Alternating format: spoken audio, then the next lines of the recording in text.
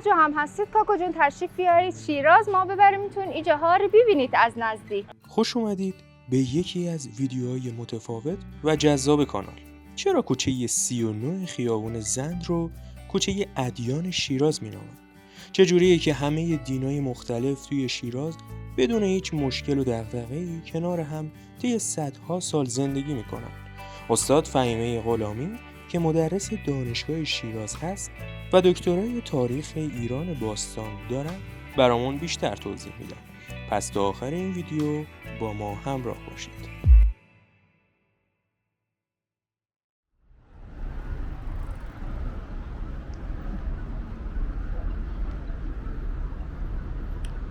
درود به همگی، امیدوارم حالتون خوب و عالی باشه هر جای دنیا که هستید. خوش اومدید به شهر شیراز. خیابون زند هستیم و یک ویدیو متفاوتی رو میخوایم شروع کنیم. خیلی ها براشون سواله و جالبه که شیراز چرا انقدر ادیان‌های مختلف به راحتی داخلش زندگی میکنن، یا حالا قبلا بیشتر بود. از جمعیت یهودیان، مسیحیان، ارمنی‌ها، زرتشتی‌ها و حالا قبل از انقلاب بهائی‌ها.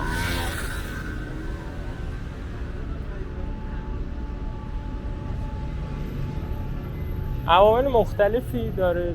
یکی از اونها اینه که مردم شیراز اکثریت با چشم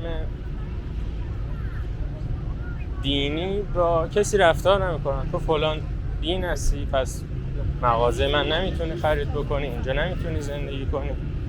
البته تو هر جامعه‌ای هست همچین چیزای منفی، ولی کمتره توی شیراز به نسبت شهرهای دیگه. توی این ویدیو میخوایم چند متر جلوتر بریم کوچه نوبهار یا کوی ادیان یا گذر ادیان رو توی خیابون زند که برای قدیمی ها معروفه ولی الان کم کم میخواد فراموش بشه، ما میخوایم یه یادی ازش بکنیم که مجموعه ای از ادیان‌های اسلام، مسیحیت، یهودیت و زرتشتی اونجا یه نمادی، یه آثاری اونجا دارن. به کمک خانوم ها دکتر غلامی و صلاحی کمک ازشون گرفتم که بیان این منطقه رو بهتر برامون توضیح بدن. اینجا هم انجمن زرتشتیان شیراز هست. جلوتر سینما آریانا و در کنارش کوچه 39 که کوچه نوبهارم بهش میگن. روی نقشه نگاه بکنید کوچه نوبهارم هست.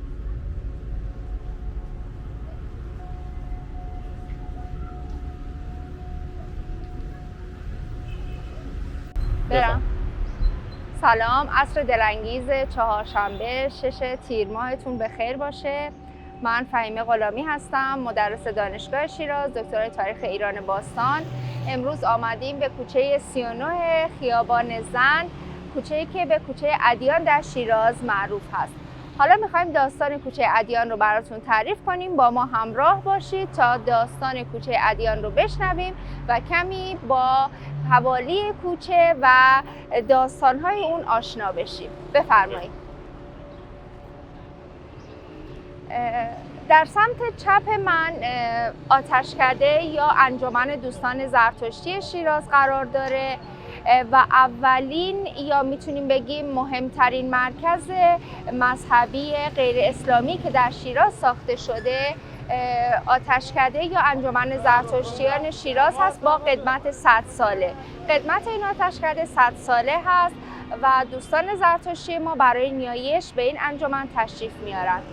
وقتی که وارد کوچه میشیم کلیسای شمعون غیور رو میبینیم که کلیسا هم قدمتی 100 ساله داره. و این کلیسا دلیل ساختش به دلیل وجود یکی از بیمارستان‌های خاص و حائز اهمیت شیراز به نام بیمارستان مرسلین بوده که امروز تغییر نام پیدا کرده و به بیمارستان مسلمین اون رو توی شیراز میشناسن. خب کارکنان یا پرسنل بیمارستان مرسلین دوستانی بودن که خب دین مسیحیت رو داشتن و نیاز به مرکزی داشتن برای برگزاری مراسم و مناسک مذهبیشون و کلیسا رو میسازن با قدمت 100 ساله. پس بعد از آتشکده ما کلیسا رو با قدمت 100 ساله داریم. روبروی کلیسا ما کنیسه شمعون غیور رو میبینیم که کنیسه شمعون غیور قدمت 70 ساله داره. از سمت راستم بگم که سینما آریانا هست که سر کوچه. این سینما آریانا رو قبل از انقلاب کاربری داشته و یکی از بهترین و لوکس‌ترین سینماهای شهر شیراز بوده.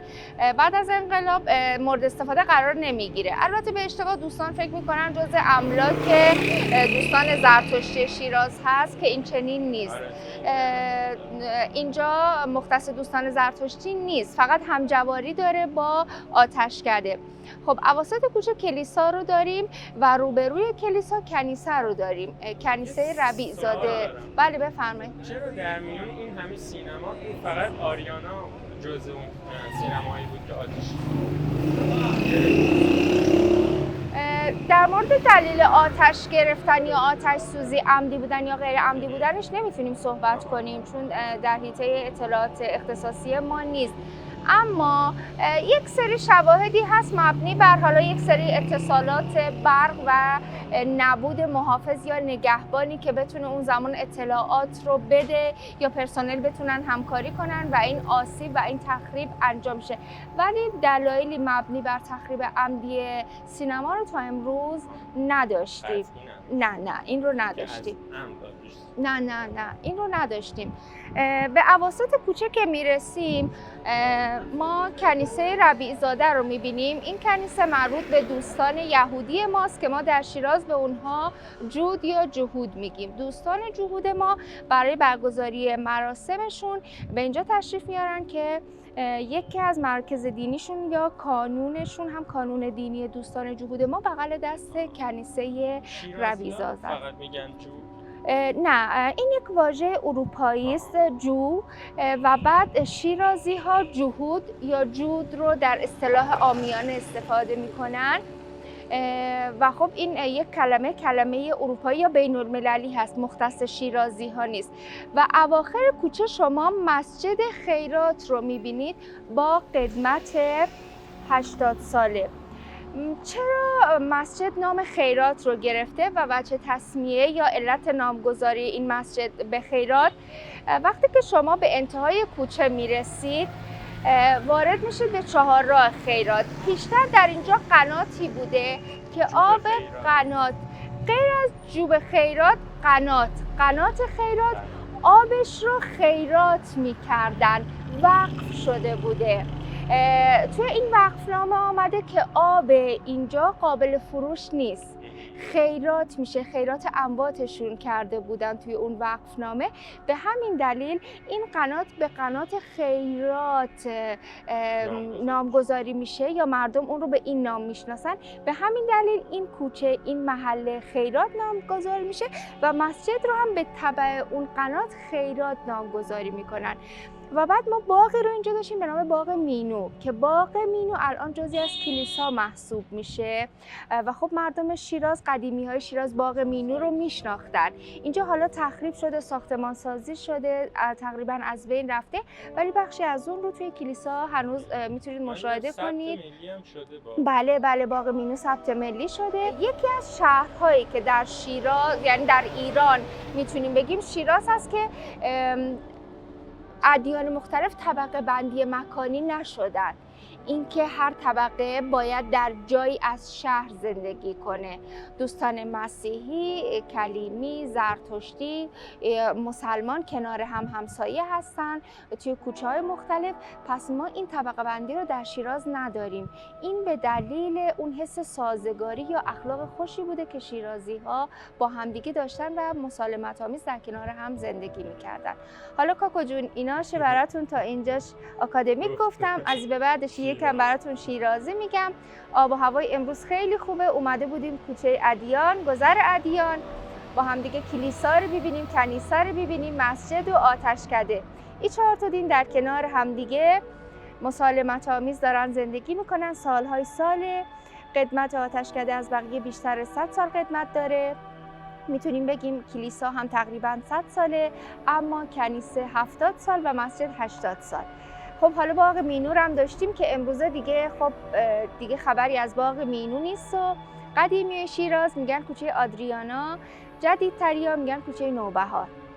حالا از اونجایی که شهرداری اومده زحمت کشته کوچه 39 رو به نام شهدای ادیان نامگذاری کرده، ما این کوچه رو به نام کوچه شهدای ادیان میشناسیم. ان شاءالله تشریف بیارید شیراز، توی کوچه و قدم بزنید رو سنگ فرشا. اینجا رو البته سنگ فرش کرده بودن که ماشینا کمتر تردد کنن، یه پیاده راهی باشه برای راه رفتن و استفاده کردن از این فضا. متاسفانه خب این امر رعایت نمیشه و شما متوجه میشید اینجا چهارراه زنده و رفت و اومد زیاد. اول اینجا کنیسه است. بله بله بله بله. ولی من چیز بفهم آرشیو دیدم که مالکش آقای گلستانه دیگه، برادر درست. ابراهیم گلستان. ایشون ادعا داشتن که مردم به عمد آتیشش زدن و ناسپاس بودن. این مورد هست. یکم در مورد جوب خیرات و قرارات خیرات من میخوندم که یه مطلبی که این سرمنشأش همون نقل اعظمی هست پل مالی آباد. و این کار رو کی کرده؟ آقای مشیرالملک. این رو همینجور از اونجا کشیده، فکر کنید مثلا اونجا کشی کردن اونهای فوقایی و آوردن تا اینجا که حالا در واقع دربند مشیر آخرش هم رسیده به خونه خودش که دربند مشیر چهار مشیر بوده. و این مسیر خیلی طولانی بوده برای اون زمان، از مالی آباد تا چهار شاید 20 کیلومتر و ازش این رو به خاطر اینم مردم شیراز کرده و این کار رو باید میشه. ممنون از اطلاعاتی که دادید. این کنیسه اینجا است سمت راست که متاسفانه عموم مردم نمیتونن وارد بشن و خب برای خود دوستان کلیمی اینجا ساخته شده. از نظر وزارت ارشاد یک سری ممنوعیت‌های رفت و آمدی برای دوستان مسلمان هست که خب هم دوستان بتونن به مراسم دینی خودشون برسن. شما فکر کنید اگر این در باز باشه و هر روز بخوان تعداد بسیاری از دوستان رفت و آمد داشته باشن، برای اونها کمی دچار ایجاد زحمت میکنه. نمیتونیم بگیم حالا صرفاً چرا در باز نیست، ممکنه برای خودشون دچار زحمت بشه و خب خودشون هم دوست نداشته باشن که بخوان امور مذهبی رو که دارن انجام میدن یا کسی رو بخوان اینجا بذارن 24 ساعته پاسخگوی مردم باشه و خب خیلی عظیمی از مردم مطمئناً میان و میخوان بازدید داشته باشن. حالا امیدواریم که بتونیم نامه‌نگاری کنیم با ارشاد، یک مجوز رو بگیریم از داخل، یک فیلم رو تهیه کنیم برای دوستان که بتونن بله آره آداب و رسوم رو ببینیم، اعیاد رو ببینیم و خب این فکر می‌کنم براشون خیلی جالب توجه تر باشه. سری به ما گفتن در دست تعمیره. من از خود یکی از همسایه‌هایی که پرسیدم گفتن در دست تعمیره. آره.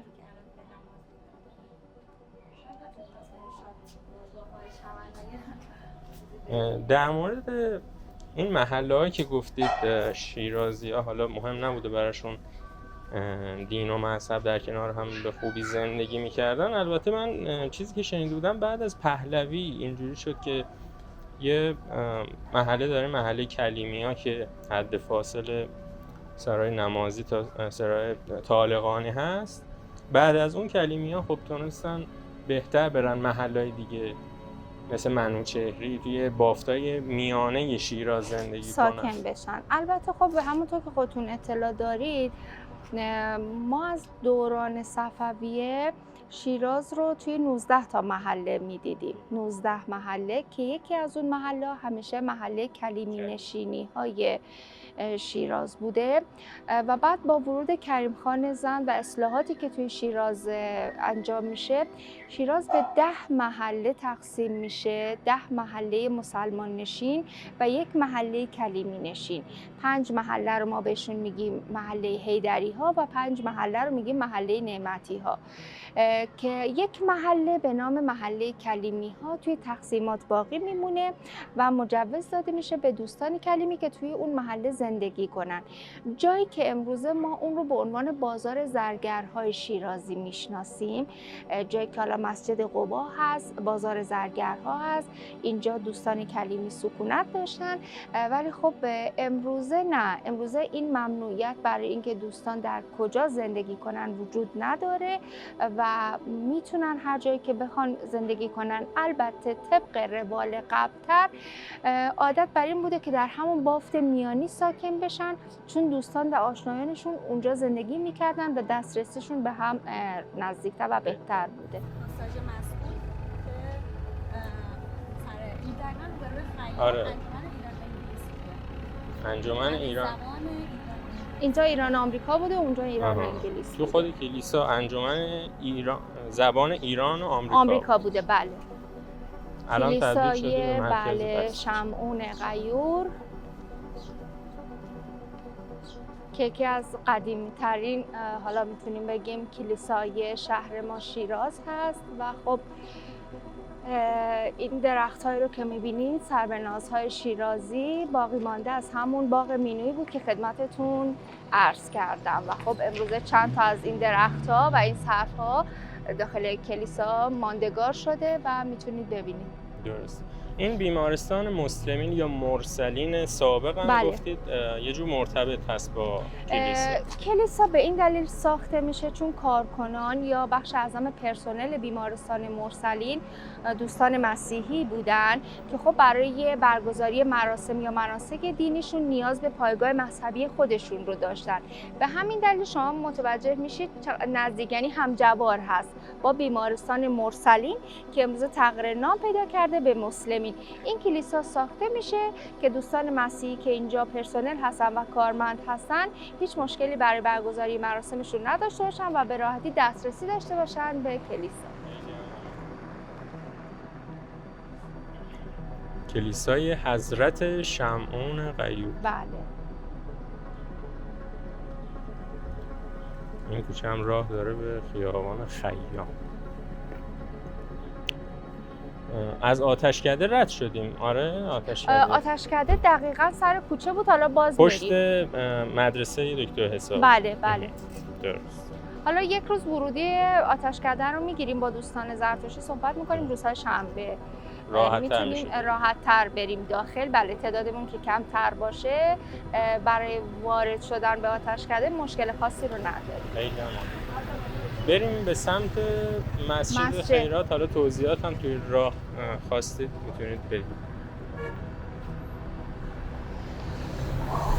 باید از سمت پیاده رو بریم که بریم.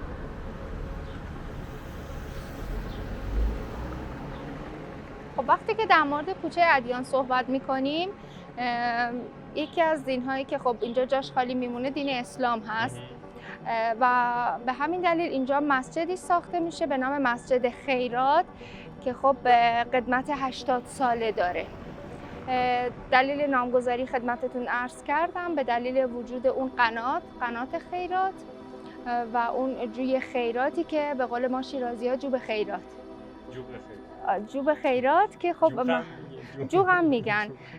خب مردم آب رو بر می‌داشتن و نیازی به دادن پول برای برداشت اون آب نبوده و خب مسجد رو نامگذاری میکنن از همون نام قنات و به خیرات نامگذاری میشه و امروز هم مورد استفاده هست.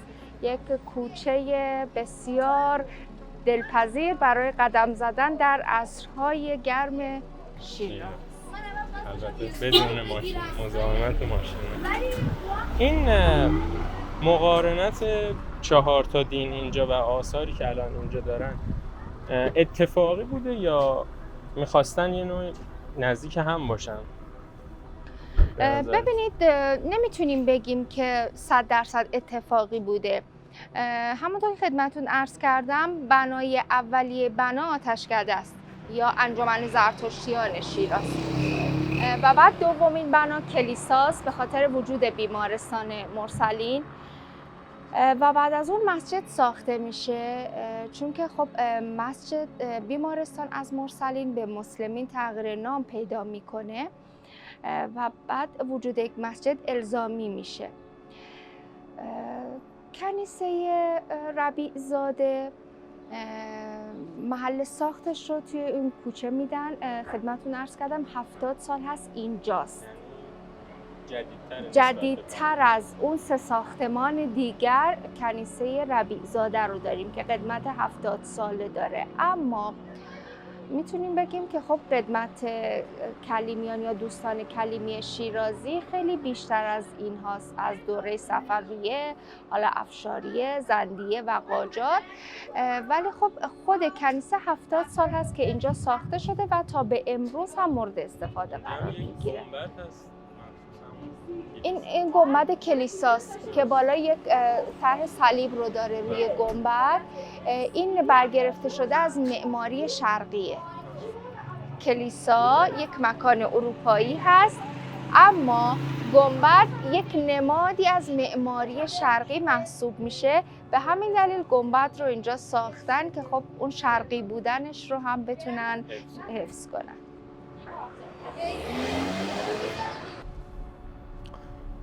ممنون از همه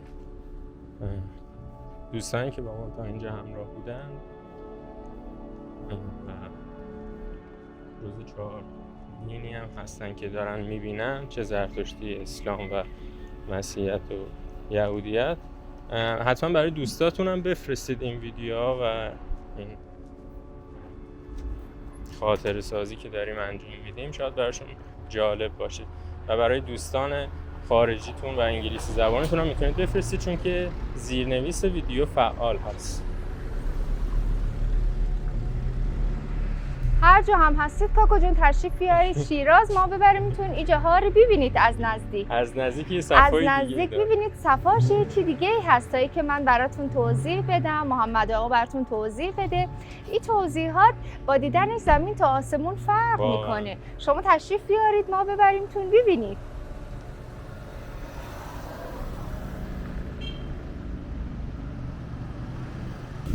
اینجا هم از مسجد خیرات که گفتین حدوداً 80 سال هم قدمت داره.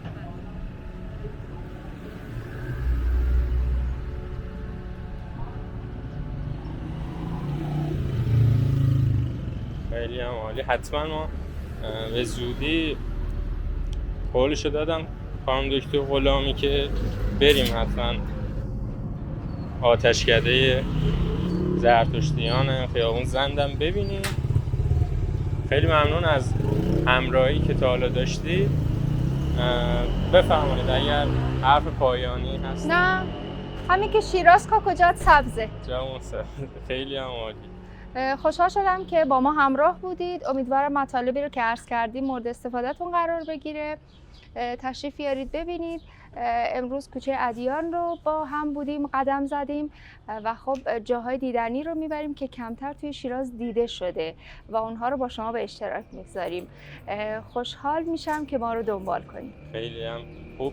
ممنونم از خانم دکتر. خودشون تور لیدر هم هستن و چه ایرانی‌ها و چه خارج از ایران. من شنیدم که شما متخصص لیدر برای افراد کشور چین هم هستید. بله من لیدر دوستان چینی زبان هستم. مسلط به زبان چینی هستن و میتونن خیلی به بیشتر شناختن شیراز کمک بکنن توی سطح جهان. خیلی ممنون. خواهش متشکرم.